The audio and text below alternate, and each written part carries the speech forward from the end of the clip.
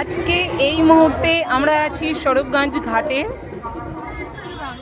নবদ্বীপের ঘাটের উল্টো পার, যেইখানটা আমরা থাকি।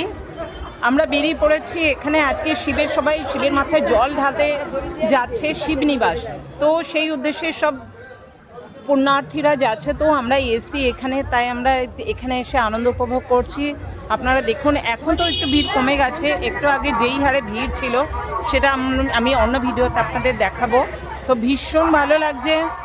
এরা এখান থেকে আমাদের ঘাট থেকে জল নেবে, এখান থেকে জল নিয়ে, তাও আবার এই ঘাট না, এই ঘাটটা হচ্ছে চুনি নদী ধরা হয়, এই জন্য ওরা নবদ্বীপের ঘাটে চলে যাচ্ছে।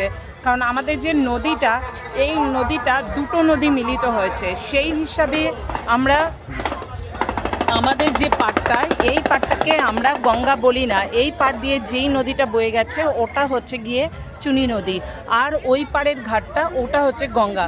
তো সেই হিসাবে এই পাড়ের জলটা পুজোয় লাগে না, তাই এরা সব চলে যাচ্ছে ও পাড়। এখানে ফেরিঘাট আছে, ওই দেখতে পাচ্ছেন ফেরিঘাট লেখাও আছে ওখানে, ওই দেখুন ফেরিঘাট লেখা আছে এখানে।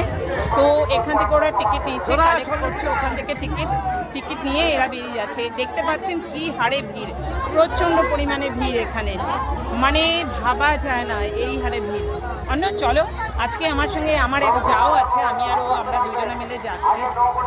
তো এই হচ্ছে, দেখতে পাচ্ছেন আপনারা কি হারে ভিড়, মানে আমাদের চলতে ভীষণ অসুবিধা হচ্ছে। এইখানটা আমাদের বাড়ি, তাই আমরা হিমশিম খেয়ে যাচ্ছি। এবার বোঝেন বাইরের লোকের কি অবস্থা, এই দেখুন।